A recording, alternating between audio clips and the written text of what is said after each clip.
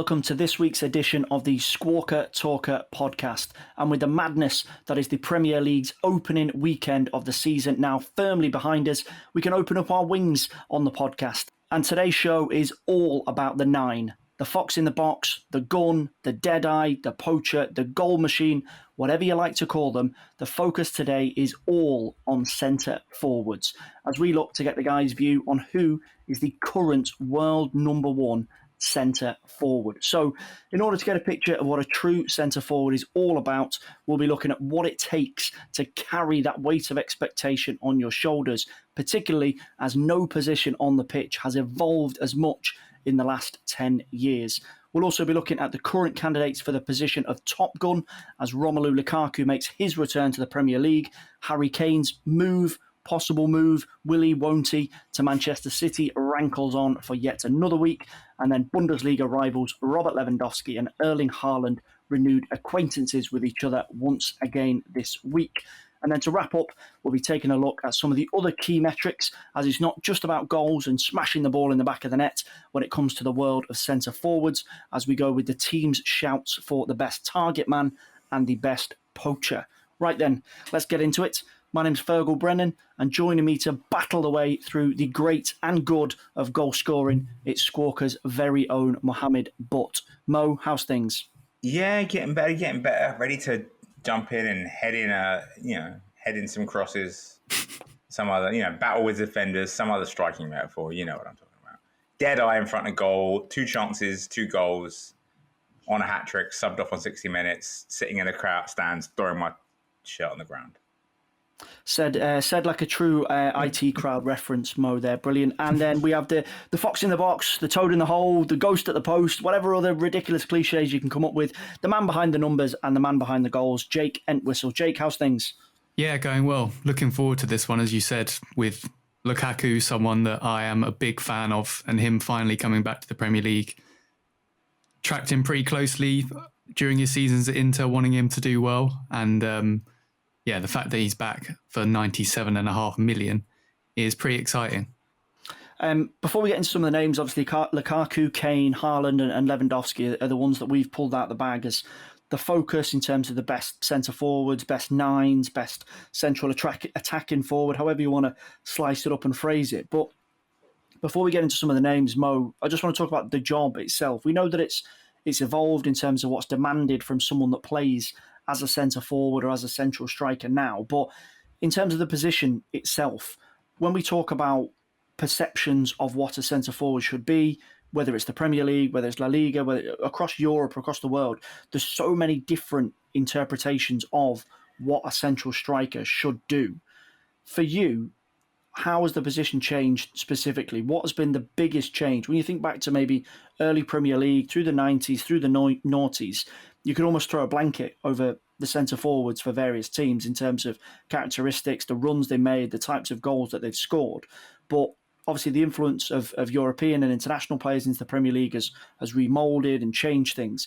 And now the role itself is almost unrecognisable from a 90s central striker. What do you think has been the biggest change from what was always held up as the most glamorous position on the pitch?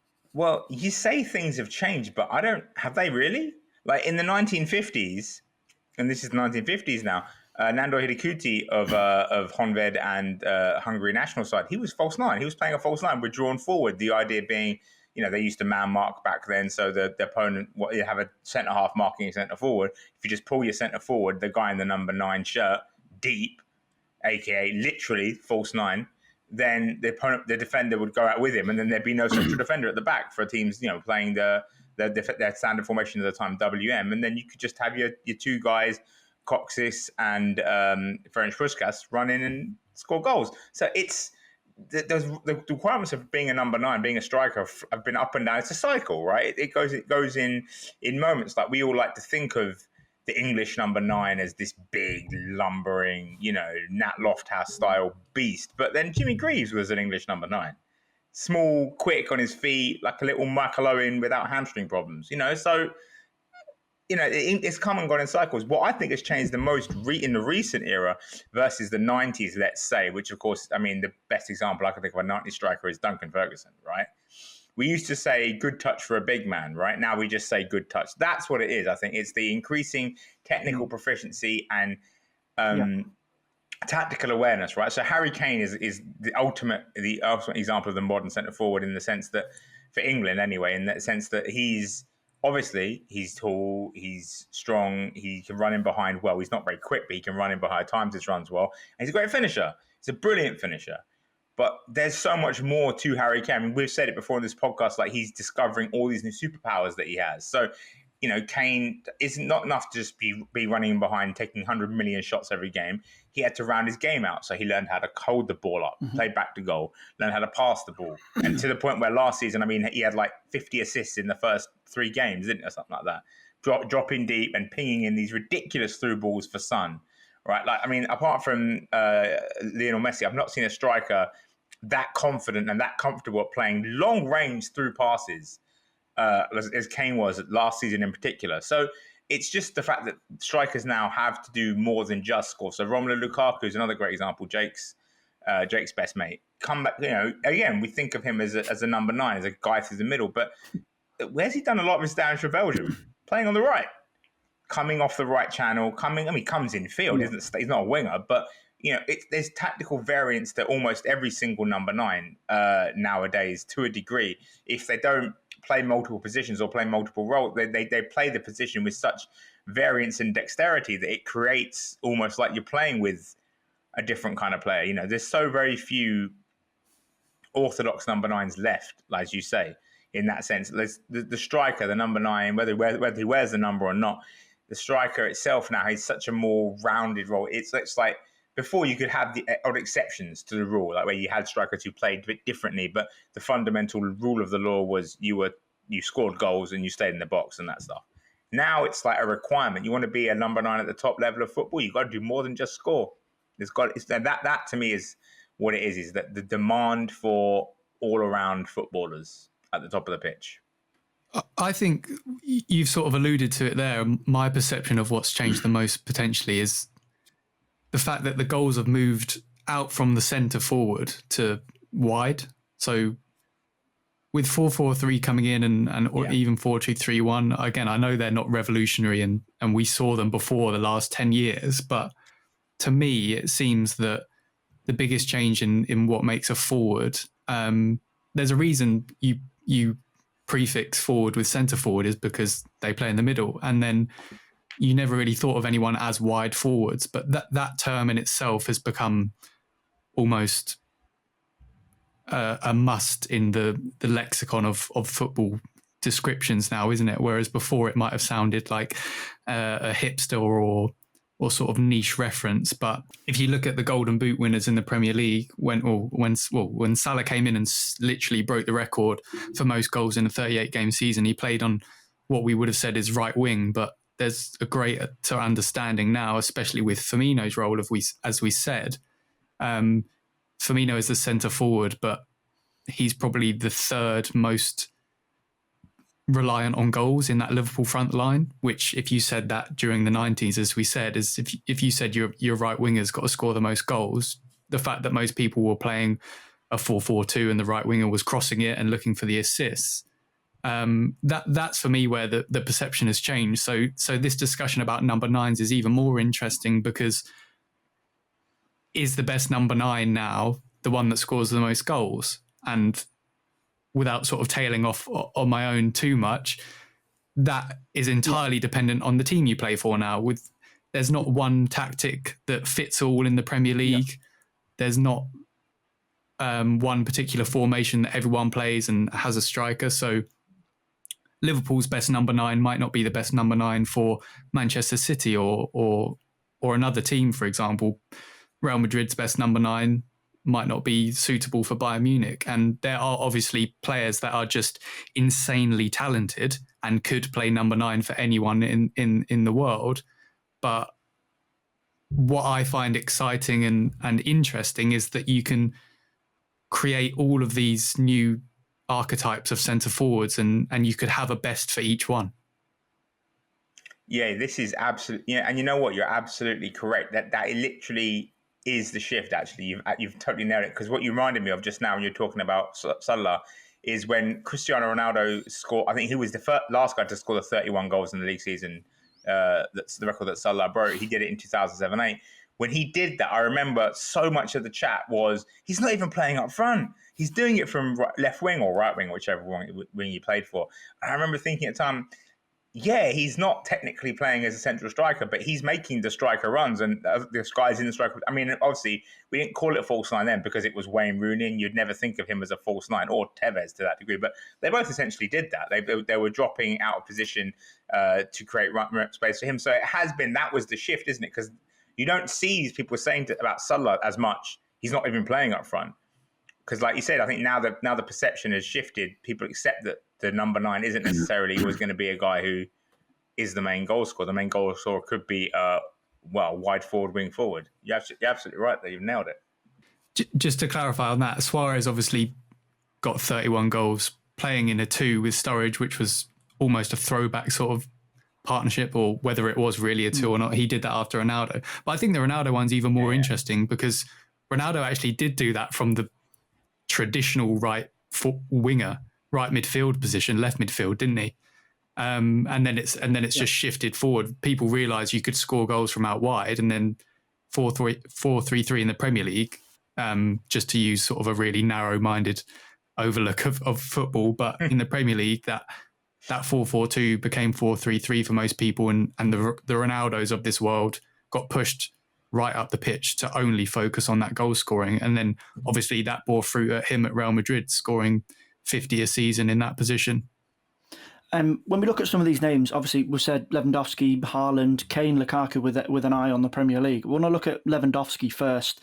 Obviously he's been sensational, not just for Bayern Munich, but previously with Dortmund. But in terms of the window that we're looking at, we're kind of trying to measure this over the last 3 or 4 seasons. Robert Lewandowski, we talked about this idea of a true or a pure number 9, a centre forward, a little bit of a throwback. And he does still tick a load of those boxes from, the way that he plays and that he wants to be in the box a lot. He's very good in the air, to the fact that he almost looks like he could have played in the 50s with his Brill Cream haircut and his quite straightforward style.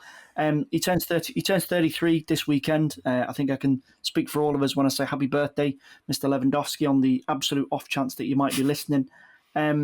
But aside from birthdays and birthday cakes, he does bang in a lot of goals. 30-plus league goals in 5 of his 6 seasons in Munich. Mo, that is incredible. And when we talk about strikers, there's always this throwaway of, he almost guarantees you a goal a game.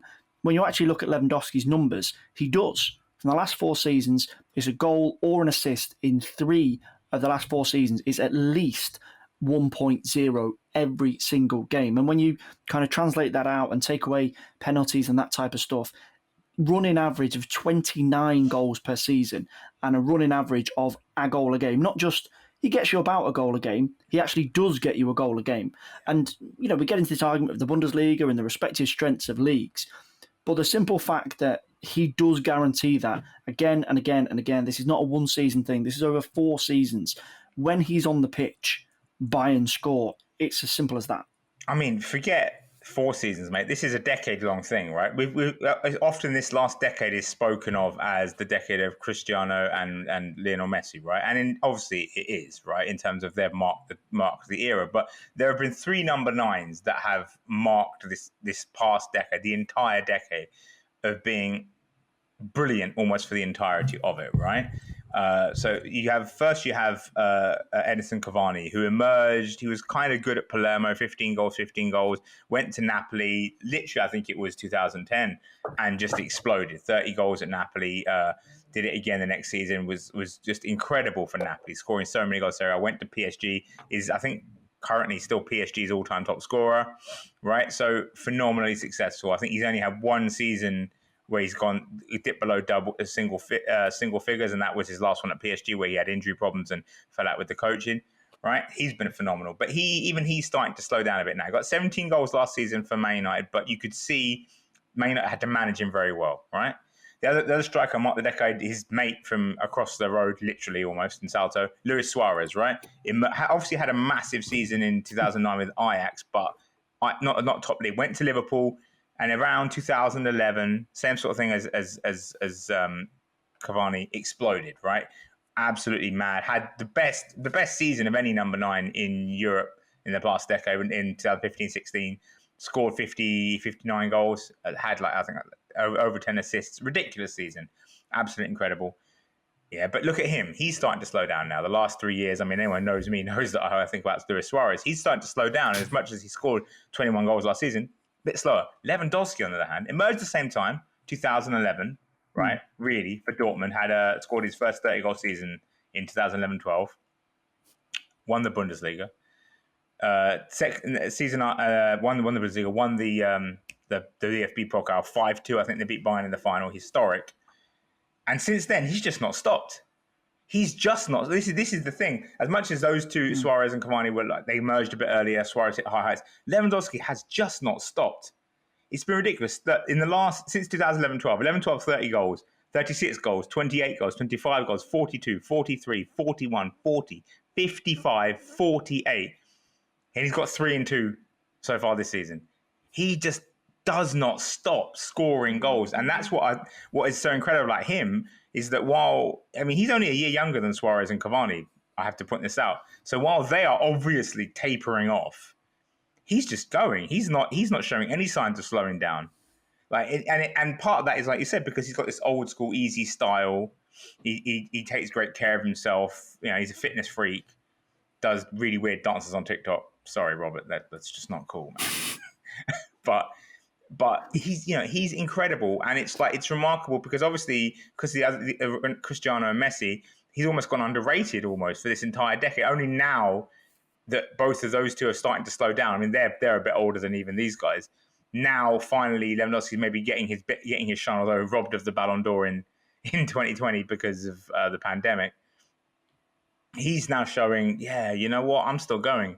I can still score goals for fun in that Bayern team, and it changes everything. That not only it changes the way Bayern play football is just so much different. They can take risks with tactics, with rotations, with everything because they know this guy's in the team. Like you said, if he's in the team, they score goals.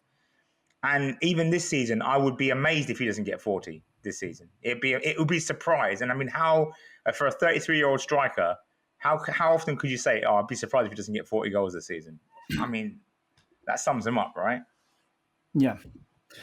Unless it's Cristiano Ronaldo that you're measuring him up against. Jake, when you look at Lewandowski and his situation in the Bundesliga, for quite a few seasons he has had it essentially unchallenged. You go back to Aubameyang leaving in 2018 to go to Arsenal, and there is a new kid on the block, just as Lewandowski looks set to just absolutely dominate the Bundesliga scoring charts right up until he retires. Erling Haaland, as he does, has burst onto the scene, and 18 months at Salzburg was enough to convince Dortmund to bring him into the club, and he looks absolutely tailor-made to just go on and dominate. We talk about changes to the position, how players need to adapt and need to evolve.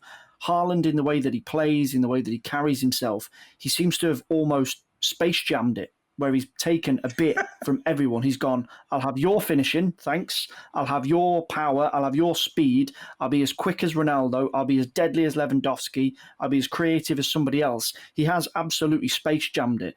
And when you look at the way that he plays and the impact that he's had already, we look at some of his numbers.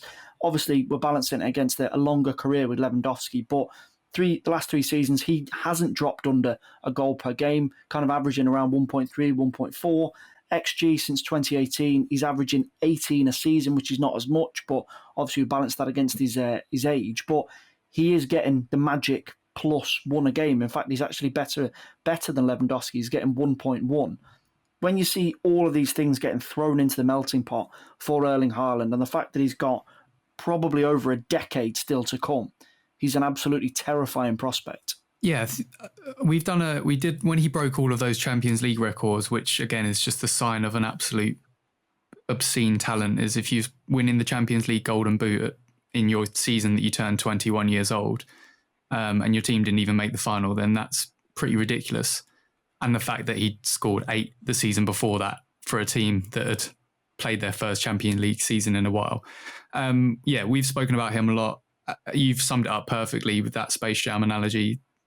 The man can be, in fact, I think it was in the 5-2 win against Frankfurt in the opening game of this season, he cleared the ball from an opposition corner and then said, I'm going to be in the opposition box within 2 seconds almost like he's teleporting from one end of the pitch to another to try and get onto another cross. And yeah, Lewandowski isn't slow or isn't necessarily sort of encumbered by movement, but there's no way that he's making up that ground in the same way. So, as you said, Erling Haaland, pretty much a complete forward at 21 years old, was getting a bit frustrated in the Bayern Dortmund matchup. Obviously, Bayern winning another Super Cup over Dortmund because he was battling against Nicolas Süle and Upamecano, who both bounced off him and he bounced off them a couple of times. But I think with Haaland, the fact that he's got that style of play in which he can score within 3 touches of the ball, I think I know he does so much more of that, but he's got that devastating knack of when he receives the ball, the one thing in his mind is that he wants to score.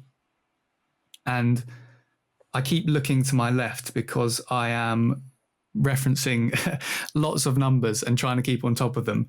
But over the past 3 seasons, so before this podcast, I just crunched loads of numbers from since the 2018-19 season, Europe's top 5 leagues, only forwards, and 430 players came up in the list that played over 1,800 minutes. So I'm just getting that really boring bit of criteria. So that anything I reference is based on that. So keep that in mind.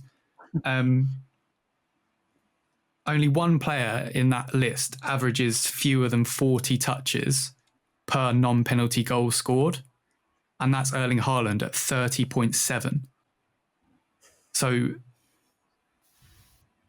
every 30 touches he's having is a goal, and touches, obviously, as we mean, isn't dribbling with the ball, it's an on-the-ball action. So every pass, take on, aerial duel, shot. He's one of the most devastating players in Europe because most of the time, and that's a goal. I haven't crunched numbers for how many touches it is before he has a shot, but the fact that he can manipulate pretty much any situation on the pitch into a goal-scoring opportunity, whether that is because he can run past someone, whether that is because he can actually dribble past someone inside the box. He actually ranked joint first for dribbles completed inside the box last season in Europe's top 5 leagues, or was in the top 3. I haven't clarified that one. But to avoid rambling on, I think the best thing that you can say about Haaland is that at 21 years old, wherever he receives the ball on the pitch, you wouldn't be surprised if within 5 seconds a goal is scored. And I don't think that there's many players in world football, let alone strikers, that you think that's going to happen with. There's maybe like 3 other players, not just, there's no striker. There's no striker that you could say that about besides him, right? Like we're talking about the other guys on this list. They're all really good. His acceleration to go from 0 to 60, he's like a Ferrari, like a sports car.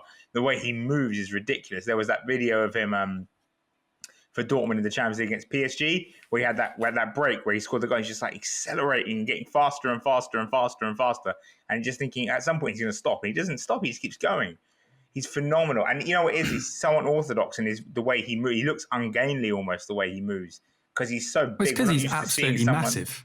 Yeah, we're not used to seeing someone that big move that quickly. It almost looks like unrealistic. Like when, you look at, it's almost like someone's had to make him up at ILM, Industrial Light and Magic, like the way they made up the T-Rex run in Jurassic Park. It's like, well, something that big would probably move like this. We don't know, I guess. Like, he doesn't look like a human being in many times. He just looks like a Titan from Attack on Titan, just hurtling just madly towards the goal. But he's so perceptive and intelligent as well when he gets to that final third. He's not just a physical brute. He terrifies me, man. And I mean, look, it's not about that, but whoever buys him next summer, which is going to happen probably, someone's going to buy him, that team is going to win so much. That's the big transfer next summer is who gets the goal machine, who gets Eren Yeager. Whoever does that, that's a player they've got right there. I've never been more convinced by the fact that there has been some sort of Space Jam nonsense gone on, and unless Michael Jordan and Bill Murray rock up in the Bundesliga next season, I'll definitely be 100% convinced. Moving from Germany to England to the Premier League, obviously, Haaland and Lewandowski have got their own little shootout for as long as Lewandowski is still playing and as long as Mo said, Haaland stays in the Bundesliga. the Premier League this season, Jake, is going to be treated to their own version.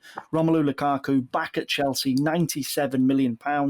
Harry Kane, whether he stays at Tottenham, whether he goes to Manchester City, obviously still remains up for debate. But what we can be almost certain is that he is going to be playing in the Premier League next season. So I want to take a little look at Lukaku. Obviously 2 seasons away from the Premier League.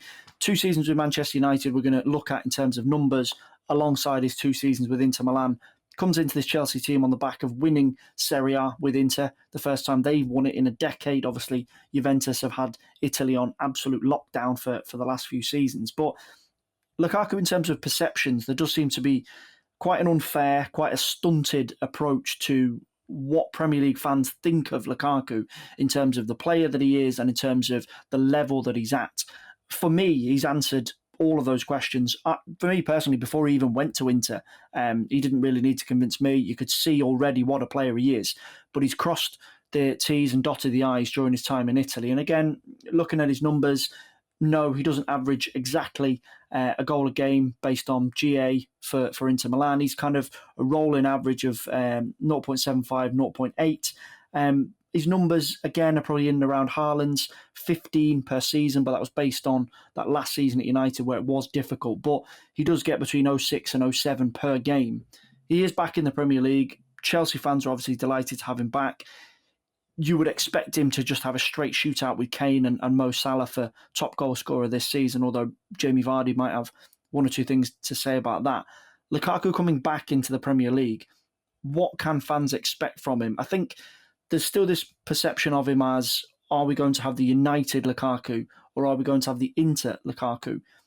What will Chelsea fans be confident of getting when he pulls on the blue number 9 for the first time? Well, I'm pretty sure they're going to get the Inter Lukaku. One, because Tuchel's already referenced that they might even not just use him in the 3-4-3, which is different to what he was playing at Man United, but Tuchel even referenced straight away that they might look to rock a 3-5-2, which is what got the absolute best out of him. Working in tandem with Lautaro Martinez last season, again, they were the highest assist to scorer combo, sort of combined goals between 2 players in that league in the same way that Son and Kane were in the Premier League. And what you mentioned there about perception of Lukaku and what we've spoken about centre forwards is because Lukaku is a really big guy, it's easy to expect him to play that throwback role of hold the ball up, flick it on, lay it off, and don't do anything else. But as Mo alluded to at the beginning as well, Romelu Lukaku is probably more of a wide forward than he is a centre forward.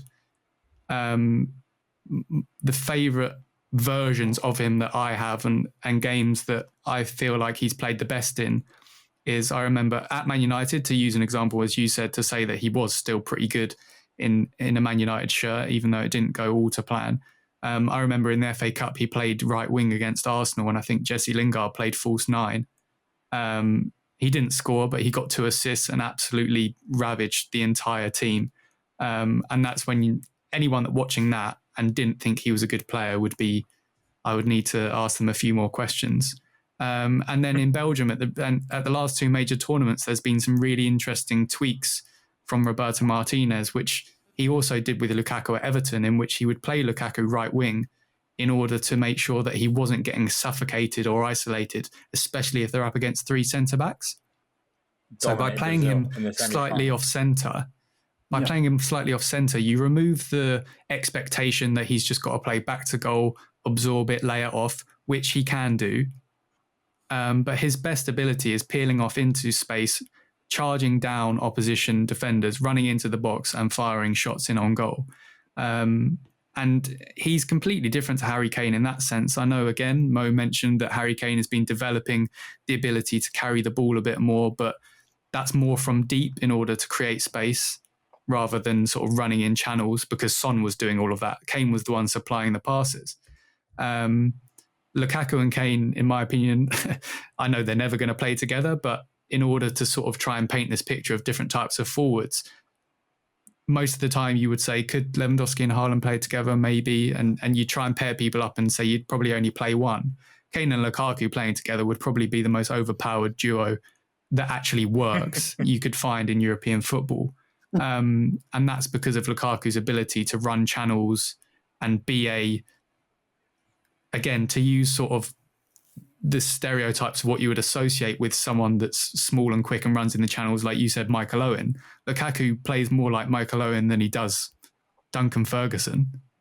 Yeah, I used to call him a 6'3" Chicharito because he just the way he plays, like he's huge, but he runs the channels like a quick, nimble little forward. He's got the pace to do it as well, to be fair. And that's why I think in this Chelsea side, just to go back to that, the reason why I'm completely confident he's going to score lots of goals is because their front line is so fluid, and they also have the ability to play Havertz in between Lukaku and Werner, or Lukaku and someone else, that we're not going to see him resort to this default Premier League number 9 mode in which he'll become just a target man. I'm pretty sure he's going to be running with the ball in transition most of the time. He does have the link-up play, and as I said, the relationship he had with Lautaro Martinez shows that he can provide assists and be the provider as well as the scorer. Kane and Lukaku were 2 of 3 players last season to score 20 goals and provide 10 assists alongside Memphis Depay, who again is one of those sort of centre forwards that doesn't fit any of the traditional molds, but plays really well in a central position. So Kane and Lukaku as well, who broke through at a really similar time in the Premier League and were 2 of the most prolific players. Obviously, Kane was at Spurs, Lukaku was doing it for West Brom, then Everton. I'm really excited to see them 2 sort of back in the same league again, because I think, as you said about Lewandowski and Haaland having a bit of a rivalry, and we always talk about Messi and Ronaldo not competing, but obviously comparing their tallies. Kane and Lukaku, to me, are really similar players in terms of the way they've developed and the time they broke through. So that battle is going to be super interesting to follow. Looking across to Kane, Mo, obviously now Lukaku coming back into the Premier League, he presents a huge weapon for Chelsea and Tuchel to use, and for the wider Premier League, we get one of the best strikers in world football back in English football. But inevitably, despite the fact that £97 million has been spent to bring Lukaku back to the Premier League, Kane is still grabbing the headlines. He's still dominating the chat surrounding transfer gossip. Will he stay at Tottenham? Will he go to Manchester City? When we talk about Harry Kane, we do generally talk about him always within the context of the Premier League. Obviously, that's because he has only played in the Premier League. And there's always this argument when you kind of have a player that's only played in one league, whether it's just England or just Spain or just Italy, where it is difficult to measure them up against, and inevitably they come in for a bit of criticism. And when you hold Kane's big numbers up against some of the other strikers, Lewandowski and Haaland, he does fall a little bit short. Again, this rolling average, the kind of golden number 1 per game, he does fall short of that. He's kind of rolling around 0.7, 0.8 for a goal or assist per game. When you translate that out to a course of a season, post 2017, it's 19 goals in the league and 0.7. So that is under Haaland and Lewandowski. But as Jake rightly points out, a portion of that is due to a change in his role and a change in what Premier League fans expect from a central striker. Kane's output in front of goal is inevitably going to drop if he's being asked to play a different role. I think in the last 18 months or so, we've seen him have 10 on his back and play like a 10, whereas in the past that wasn't the case. Given the fact there's going to be all this attention, whether City do come in for him or not, he is in this conversation, even if his numbers have dipped slightly. But does that play into the argument that he's one of the best examples of how the role has changed? Early on in his career, we thought of him as a thoroughbred 9, through the middle, goals. Now we're seeing this assister, this playmaker, almost a kind of inverted quarterback that allows Bergwijn and Son to power on and score goals. He's moved his role around, and that's put him in the conversation as the best centre forward in the world. Yeah, it has, absolutely. And this is why I mentioned him in the intro, right? Because Kane is not... he started off just being this number 9, shot, goals. The big joke is he has to learn how to do more than just shoot all the time, and he has. And I mean, not to toot my own horn, but when Lukaku was moving to Man United, I did say I think this guy, Kane, is the world-class striker in the Premier League since 2016-17. I was saying Lukaku is going to be the next one to join him. Now, I thought it would happen when he moved to Man United, but obviously Jose Mourinho had other ideas, and so did Ole Gunnar Solskjaer. But via Inter Milan and Antonio Conte, who, by the way, he's always wanted to work with. That was a big attraction for him going to Inter. And I don't think it's a surprise that he's left or been comfortable leaving Inter when Conte left Inter. I think if Conte was still there, it would have been very hard or harder for Chelsea to convince him to come back to the Premier League. But so he's back, and now we're going to finally see Lukaku versus Kane as the leading goal scorers. And like Jake says, they're brilliant because they are both excellent in terms of being goal scorers, but they are different goal scorers. They're not the same. It's not going to be two guys up front just trying to bang in as many goals as you can. It's you've got two guys who are different kinds of goal scorers. There is a reason Man City want Harry Kane, right? And it's not because he's a poacher. It's because he can do everything. If he went to City, he could play false nine. Pep loves to play false nine, loves to have his centre forward drop deep and dominate the ball in midfield and all this and that. And the problem with that sometimes is when you play a deep block of a team, a very organised deep block like Chelsea in the Champions League final, for instance, they don't come out when the centre forward, when the false nine comes out. They just stay there.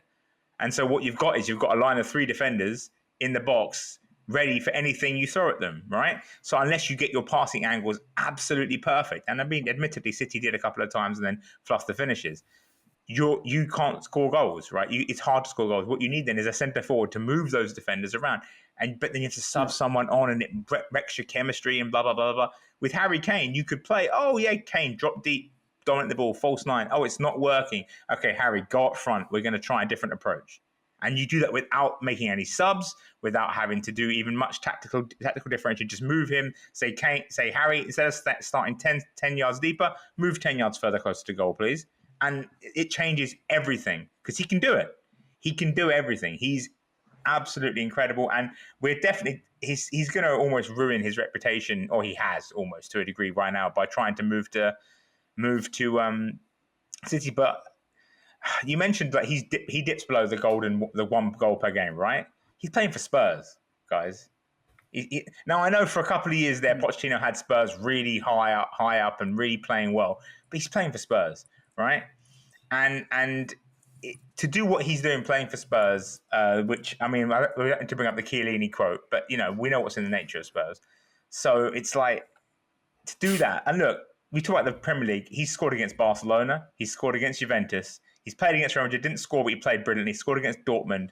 He's in the Champions League, he scored against Bayern Munich. In the Champions League, this is the stage for this guy. And this is partly why he wants to leave, right? He gave Spurs a year out of the Champions League. He said, I'll do a year in the Europa League for you guys, right? He believed in the Mourinho project. And they didn't get him back in the Champions League. You can't have Harry Kane in the Europa League. He's a Champions League caliber player. That no ifs, no buts. That's it. That's why he wants to leave Spurs. He wants to win trophies. He wants to play in the Champions League. And he's good enough to do it. Well, remember, the Champions League record I mentioned about Haaland earlier, the quickest to score 20 goals, that was broken by Harry Kane the sort of year before. So in terms of pedigree, despite playing for Spurs sounds harsh, but the reputation of that is Harry Kane, until Erling Haaland came along, was the fastest player in Champions League history to score 20 goals in the competition, which is pretty good. Especially when you consider, again, he's not playing easy teams. Like, again, Barcelona, Juventus, Bayern Munich, Real Madrid. Like, Spurs never had a gimme group. They always had a tricky of the group. Seeding of it. Yeah, and he always delivered against the biggest and best. And I think it's almost a crying shame that A, Barcelona, Madrid are broke, and B, that he doesn't want to go abroad, because I would love to see him in La Liga in a foreign, because he has the technique and the ability to really make it work, to really thrive. Like, especially with old number 10 leaving Barcelona. I mean, I know Memphis has gone there now, who's like a sort of a Dutch version of Harry Kane almost. But it's a shame that Harry Kane was like, he could have filled those boots perfectly. It would have been great. But look, if Man City get him, which I think they will. I mean, look, just again, looking back at numbers, 14-15, his season he emerged, 31 goals, 28 goals, 35, 41 in 2017-18, right? 24, dropped a bit, had some injury problems, dropped a bit deeper. 33 last season, the most amazing one, because it was last season one we associate with him playing as a 10, passing to Son. He still scored 33 goals, guys. He won the Golden Boot, didn't he? Yeah, well, exactly. He's absolutely outrageous. And we definitely take him for granted because, he's English and we see him all the time and we see all his foibles, and he wasn't very good at the Euros, but he's utterly ridiculously world class. And if City can get him, it changes everything in the title race. Because as scary as Chelsea are with Lukaku, who, by the way, is just going to play Timo Werner's role running the channels, but just better than Timo Werner can. Like, so that's mildly to intensely terrifying anyway.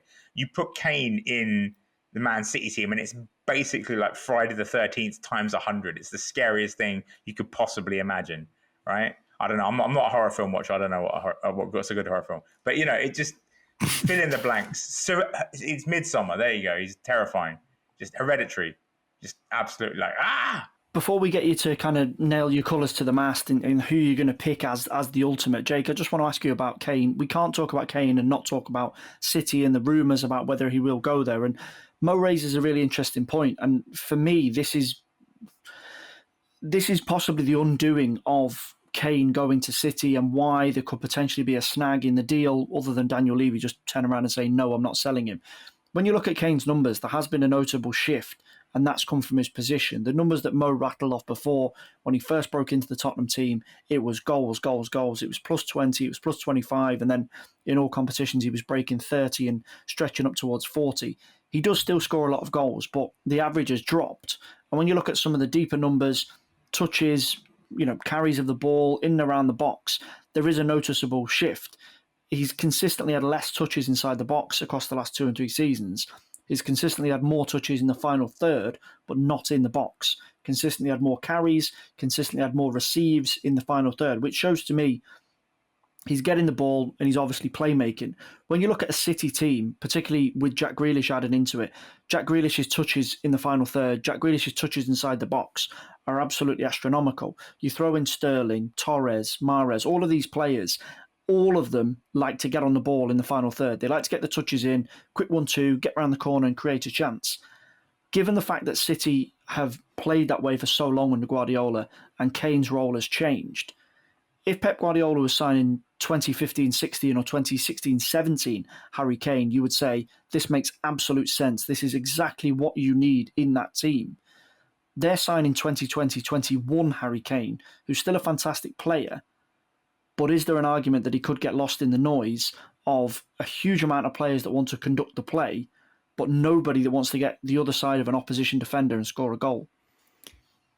The thing I'd say about the drop-off in some of the numbers is Harry Kane still had the most shots and the most shots on target and had the highest expected goals in the Premier League last season. So I think anything that we're seeing in his change of game hasn't removed that from his game. It's just he's added it on top and therefore it becomes less prominent.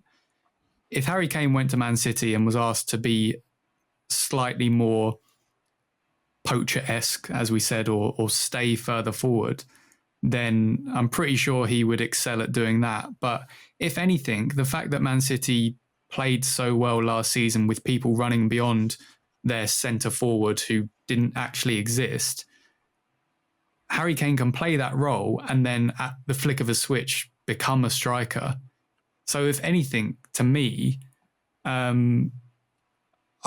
would be completely confident in him scoring lots of goals at Manchester City, because the fact that he has developed into an absolute complete player means that when teams are really deep and he needs to just drop deep to allow the wide forwards to run on, especially if Sterling plays, then he can do it.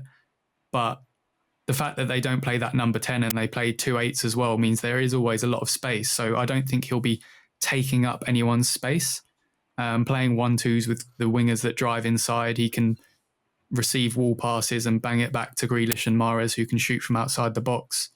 He'll probably get on a lot of tap-ins from the fullbacks, and he can receive and through balls from De Bruyne and then just smash it from anywhere from 6 to 56 yards out. So I think it's definitely worth a discussion in the sense that he has changed his role, but he's just added to his game. Nothing's been taken away.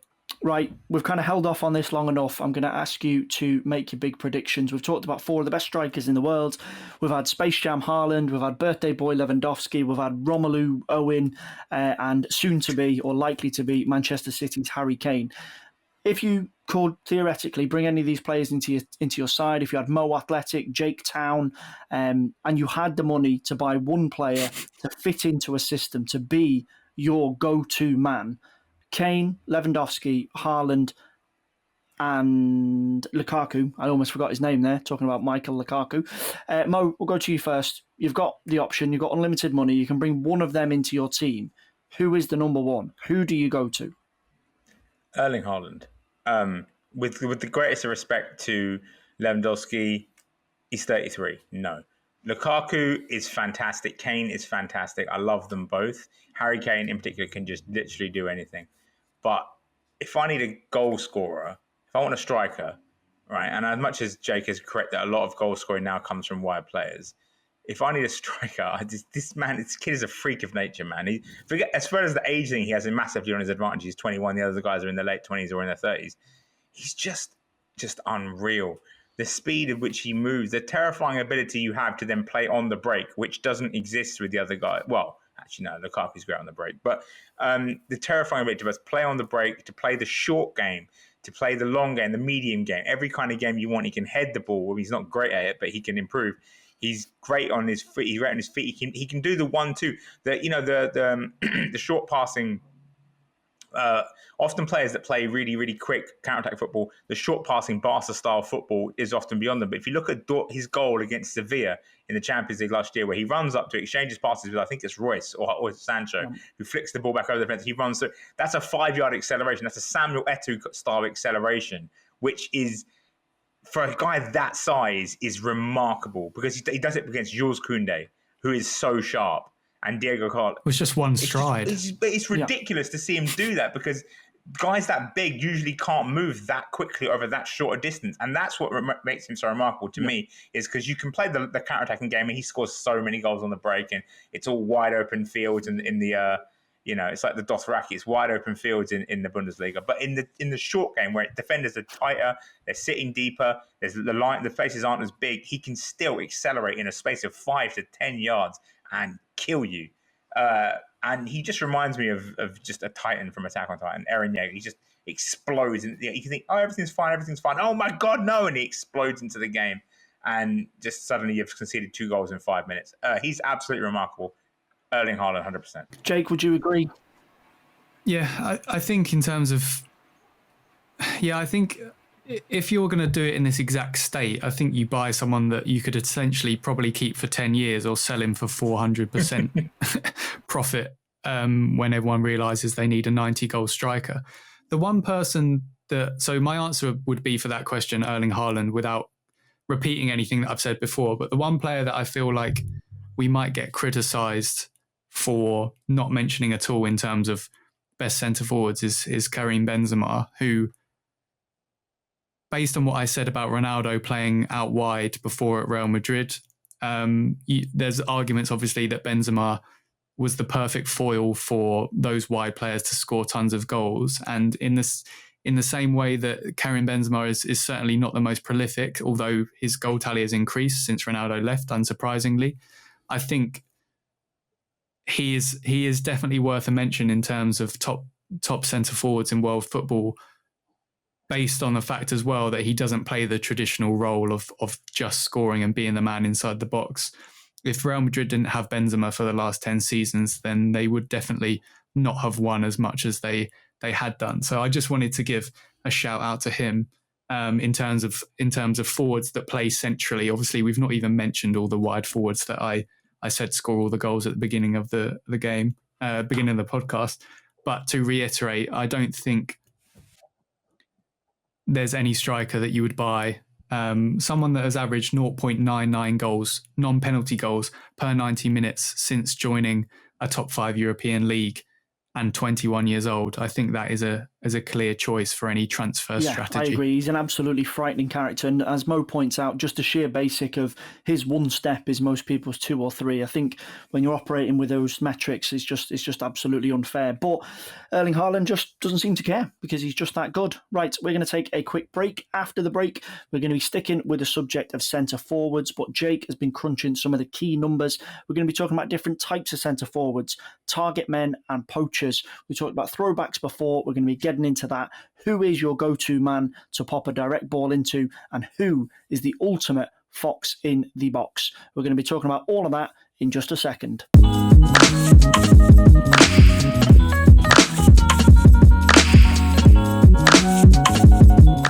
Hello and welcome back to the Squawka Talker Podcast. Today is all about centre forwards, the guys that get the goals, the guys that make the chances, and most importantly, the guys that win games. We've talked about some of the biggest names in world football: Lukaku, Haaland, Lewandowski, and of course Tottenham's, or possibly soon to be Manchester City's, Harry Kane.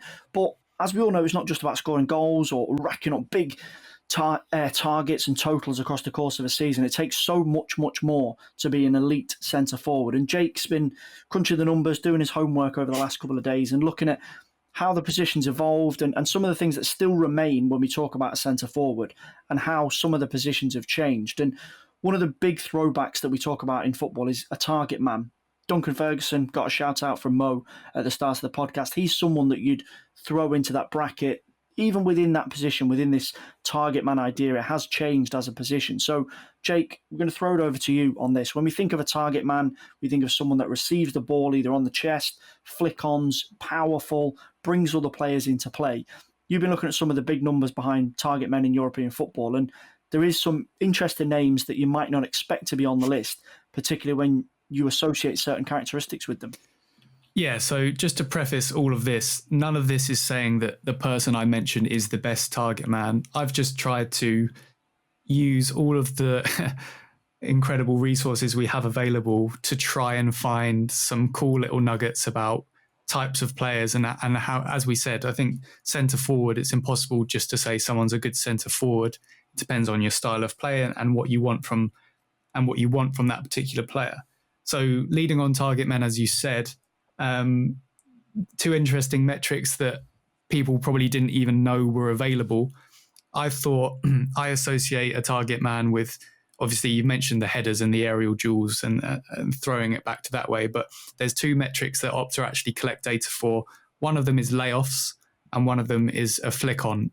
And obviously a layoff is someone passing it with any part of the body back to a teammate, and a flick on is pretty self-explanatory. To find people that play as a target man, not just do a lot of layoffs, I looked at the percentage of total touches that were layoffs. And there is one man that stands above all, and this is in Europe's top 5 leagues since 2018-19, forwards and wingers with 1,800 minutes or more. There is only one person that has over 10% of their touches as a layoff, and that is Olivier Giroux. And if I were going to pick one of the best target men of recent years, he would be top of my list all the time. And layoffs, especially, if I was going to rename that to a player stat, it would be the Olivier Giroux stat, because the best ball pass centre forward in Europe, in my opinion. No, absolutely. I was going to say Luis Suarez probably must rank highly for layoffs as well, because he does a lot of them, a lot of little touchbacks, ball passes to Messi. But yeah, Giroud is the king of it, and I love Giroud. Just he's so underrated, and just like constantly plays with excellent players. And everyone said, all the excellent players, are like, he's so great. I love playing with him. And then coaches and fans just don't appreciate this guy is a dream to play with. But yeah, I would have thought Luis Suarez probably ranks highly for that. He's really good. Lewandowski must do a lot. Lewandowski and Muller always seem to be like laying the ball off back and forth to each other, doing little touches and wall passes and flick-ons. But I would have thought Suarez ranked highly for that as well. So they might rank highly, but this metric is looking at who only does layoffs, essentially. Right. So, Right. And it's interesting that Lukaku that we mentioned, who has been described as not very good at it or isn't useful at it, is actually in the top 10 for this as well in terms of percentage. But Giroud is so far ahead. The next player is 9.21%, and it's Fernando Llorente. So I said they were silly metrics, but already we've probably identified two archetypal target men of the last 5 years. In terms of the flick-on one, you literally produce target men for fun in this. The top of it is Callum Patterson from Cardiff City. Obviously, they're one season in the Premier League during this time. 21.9% of his touches were a flick on, which is I found just quite amusing, because that is exactly what I associated with him doing that. And the next person on the list is Joselu, who obviously had a stint at Newcastle and is now a battering ram in La Liga. So, yeah, silly metrics, but it is useful. I'm not saying this is how scouts work, and I'm not trying to say that this is all you need to do, but if you were a team looking for a target man or a centre forward, if you played a direct style of play, I imagine this is the sort of stuff that you would drill down into, but probably with a bit more nuance than just how many flick-ons do they do. I think it's also telling when we talk about players that we associate in the past with flick-ons and target men. We've now got probably two of the most handsome people to have ever played in the Premier League that are now top of the list, in Llorente and Giroux. In the past, I wouldn't dare call Duncan Ferguson anything other than an incredibly attractive man, but others might not. And Mo, like, in a very odd way, but we're obviously kind of joking about who's handsome and who's not, who's hot and who's not. But it is also almost kind of a strange microcosm of the change. The things in the past that we associated with these type of players, of long balls, winning headers, they would have broken noses and scars. The evolving of the game, as Jake rightly says, flick-ons, winning aerial duels are a part of it. But as the game has developed, it's actually become way more effective to have a fantastic ability to just wall pass a ball off to a striker that's coming off you than getting engaged in a one-on-one battle with a centre-back where your chances of winning it are probably less than 50%. Yeah, I mean, it all goes to players exploiting their strengths, right? So Giroux won Liga with Montpellier, right? In 2011-12, came to Arsenal. And at Arsenal, he was playing with a lot of quicker, smaller players, flighty players that like to move in and around the box, make runs into the box. Obviously, Arsene Wenger's big thing is midfielders making runs into boxes. So but he adapted his game to perfect this one element that makes him almost invaluable to that team, which is, I'm going to stand here. I'm really strong. I can hold the ball up. Arsenal don't play the ball in the air, so I'm not going to be flicking it on. But you play the ball into me, I'll knock it back to you in a position where you can then run onto it and have a shot. And he obviously, the dream version of this relationship was him and Eden Hazard at Chelsea, right? Where Hazard was always begging, please play this man. I love playing with him, because Hazard's obviously an amazing dribbler, but you beat 1-2 guys, and it's hard to beat 3 and 4 just on your own, right? But if you beat 1-2 guys, pass to Giroux passes it back. He's beaten 3 and 4 for you with the pass. Then you maybe have to beat one more guy, and you can have a shot at goal. And those two as a duo, like whenever they line up for Chelsea together, you're thinking, oh, we're going to see something today. We're going to see a show today. I mean, Europa League final is one of the great examples. Really, just the only time Unai Emery hasn't won the Europa League final, Eden Hazard and Olivier Giroux together. You know, so it's just that combo of it's just one. Giroux really understands what he can do, and he's managed to make an absolutely stunning career out of doing that one thing. It's kind of like Beckham, but for being a target man. Also another good-looking man. That's just to like sort of just to describe it. I think Giroux is, as I said, probably like the best wall pass in Europe, but he is the perfect reset button for high volume dribblers. Because as you said, Eden Hazard, if he's riding 4 challenges, if he's losing balance, he can flick it. As long as it's in Giroud's gravitational pull, Giroux could pull it in and set it back onto him while Eden Hazard's regained his balance. So that's why, remember, France won the World Cup without their centre forward having a shot on target, but Giroux was the reset button for Kylian Mbappe. So those are my little target man metrics. You mentioned poacher, Feargal, as the other sort of traditional description of strikers. So for this one, again, I've done like a percentage of total touches. And rather than just goals inside the opposition box, I've looked at percent of touches inside the opposition box.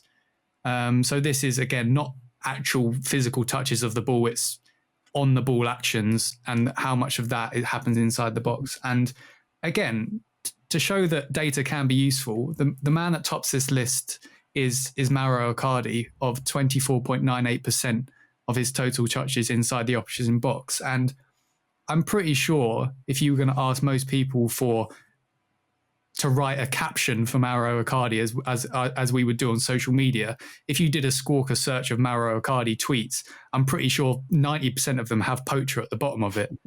The second on the list is Jamie Vardy. And the third, even though we know he can do much more, is Mr. Erling Haaland again. Yeah, so it's guys that just get in the box and do their damage. There's nothing he can't do. There's no, but it's that's really interesting that Icardi, not that Icardi's at the top of it, because that's like you said, you would expect that almost. But I like that Vardy has got like most of his, because you associate Vardy with lung busting runs from like 30 yards. But you think about it, how much of it, what he actually does outside the box is he just touches the ball forward beyond the defender, gets into the box, and then he does his damage. And even now lately, he's started doing his damage as involved passing it to Iheanacho. I think he got the most assists for Leicester last season or something like that. So even now, if that's his damage, he's still doing that. Obviously, he can still score goals, as we saw opening weekend in the Premier League. So that's really interesting to me that he's there. I mean, Haaland being there makes perfect sense, obviously. Again, it's the same sort of thing. It's like if he touches the ball outside of the box, it's to get the ball into the box and then do his damage there. And he's obviously just devastating. But that's Vardy being in there is really interesting to me. It shows that how he's. I mean, he's 34 now, right? It shows how he's been able to narrow his focus down to make his impact where it counts. Because obviously he's getting older now. He's not the same guy that rampaged to the league title in 2015-16. So he's managed to adjust his game to stay effective and stay imperious almost. I mean, let's see how he goes now, because now that Patson Daka's there to sort of push him, will that just sort of spur him up to be even like, I'm not going to let you take my position, I'm going to be brilliant all season now. Let's see. Yeah, Edison Cavani, Timo Pukki, Duvan Zapata, Lewandowski, and Victor Osimhen, who went for 70 million to Napoli, all feature in the top 10 for that metric. As I said at the beginning, I'm not saying that these people are only touch the ball inside the opposition box or they are poachers, but again, if I was going to drill down and do analysis, that's a good place to start. And I think the top three there are definitely players that you would associate with trying to not get involved too much and coming alive when it comes into the box. So the final one that I just wanted to look at, if I may indulge, or you can indulge me really, is so we looked at people that obviously, as I said, target man and poachers and what you associate with those. But I just wanted to run some little checks on people that have a varied finishers or at least shoot with all different body parts. And this is mainly because there's one particular player that I know ranks highly for this. So I broke down, again, same criteria. I broke down shots by left foot, right foot and header. And the person with the closest split between left and right foot is Diogo Jota, who is, as we saw in the first game, is now being used in the centre-forward position. So I can talk about him, even though he would be a wide forward probably in the past two seasons. 41.6% of shots with his left, 43.9% with his right, and then even 13.3% with his head. So I wanted to highlight him as probably the most unpredictable shooter or varied shooter in Europe, apart from Yoshinori Muto, who has 30% split with head, right and left foot, which was the only player on the list with that. So if you're looking for someone that can score with any body part, or actually this is only just shooting, so maybe he doesn't score at all, then if you want someone that can do anything, then Yoshinori Muto is your man. I was just going to say, when you look at all these players, and obviously Jake's touched on Jota, he's definitely not what you would talk about when you think of a stereotypical centre-forward, the way that he plays, his build, his running style. Obviously, Vardy has had to modify his game. You mentioned it, that he's become arguably more of an assister with Iheanacho in the last 12 months, and now Patson Daka coming in. This kind of runs all the way back to what we talked about right from the beginning, which is never more has the role been more demanding. And not just from an Erling Haaland who's 21 and making his way in the elite game, right the way through to your 33-year-old or soon to be 33-year-old Lewandowski, 34-year-old Vardy.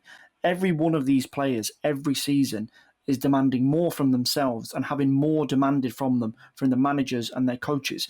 The role never stops. The role never stands still and says, this is what we want from you this season. As tactics evolve, as formations and setups evolve, every single one of these players is having to react, whether you're 18 or you're 34 or 35. And that's what makes it so hard to pin down the essence of a centre-forward. Yeah, like that's honestly it. Like even the term centre forward is almost antiquated now, right? Because we're talking about like Lukaku is a centre forward, but he doesn't play in the centre all the time. Sometimes he moves to the wide. Sometimes strikers make outside to in runs or inside to out runs, right? They run the channels. You know, strikers are such an important part of the game. Roy Keane always says, repeatedly, every time, the hardest thing to do in football is score goals, right? And I know it sounds really droll because he keeps bloody saying it, but he's right. It is the hardest thing to do in football. Football's a low-scoring sport, and players that can put the ball in the back of the net are really invaluable. But it's like, with all things evolve, like you said. So now it's not just enough to put the ball in the back of the net. I mean, don't get me wrong.